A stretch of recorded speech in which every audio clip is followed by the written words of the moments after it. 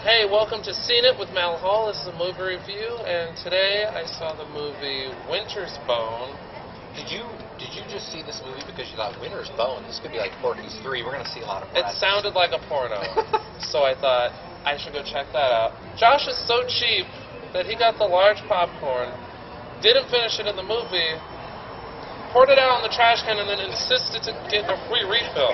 Those were crumbs I poured out in the trash can. What are you going to do with this bag full of popcorn? They charged $10 for this thing. I'm going to get refills. I'm going to be eating this for 2 days. What'd you think of the movie?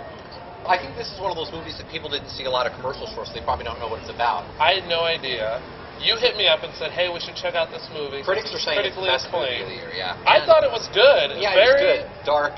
You know, if there's banjos in a movie and you're in the backwoods, it's never good. Right. This movie took place in small town where everyone knew each other and was possibly related. There's a 17-year-old girl who is apparently in charge of 2 young kids. She's also taking care of her mom. The dad is missing. That's the whole premise. He's missing, and she's on the hunt for him because he skipped bail.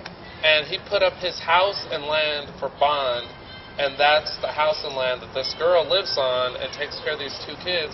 And the entire time, the movie, the girl's just trying to find the dad so she can figure out a way to keep the land and take care of the kids. Do you ever wonder, are these like actors in Hollywood that were cast for it, or do they just have locals from whatever town they go to? Or do they just say to Leonard Skinner, hey, you're not touring right now, you want to be in this movie?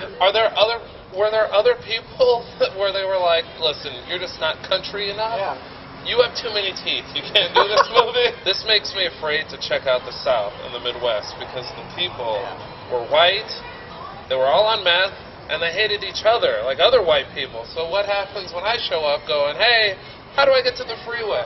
You know what's funny? Like, when these people in these backwoods places, they were talking about how they all make crank. Right. And I'm so, like, behind in the times, like, I was thinking these guys sold moonshine or something. And she's talking about crank, and I'm like, oh, yeah, I guess I've heard of crank. Yeah, it's right. And then I was thinking, what the hell is crank?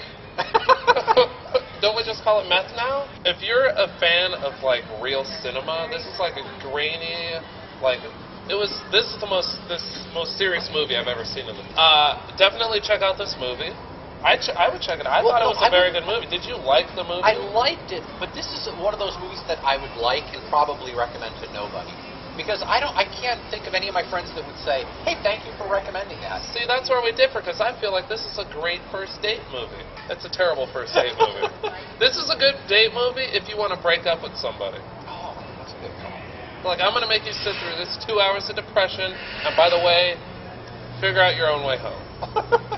This is one of those movies that when Oscar time rolls around and it gets nominated, everybody says, what's Winter's Bone? Yeah, because, I never saw that. Sometimes these arty movies, they, go under the radar. Yeah. And then at Oscar time, you see all the nominations and people are like, what is this? So it would be good on that level for people to see it if you like to watch the Oscars and know. She goes to, like, sign up for the Army, to join the Army, because she wants to get $40,000 out of these kids. I was blown away by the fact that this recruiter was like this normal guy. Right. He's looking at the bruise on her eye, and he's saying, like, he's concerned about that, and he's saying, well, maybe you should stay home. Like, you're thinking this guy's just going to get her and like, okay, sign here. Yeah, she'll get $40,000, you'll be taken care of. And he's like a real reasonable guy, and I don't know if I've just seen too many movies that, who's that guy, Arlie Emery, who's always, like, you think he's going to start... Get on your knees, dumbass! Yeah, you think he's going to start talking like that to her. Instead, he's being reasonable, he's giving her good advice. He's saying, well, you're young, you have to have your parents sign because you're only 17.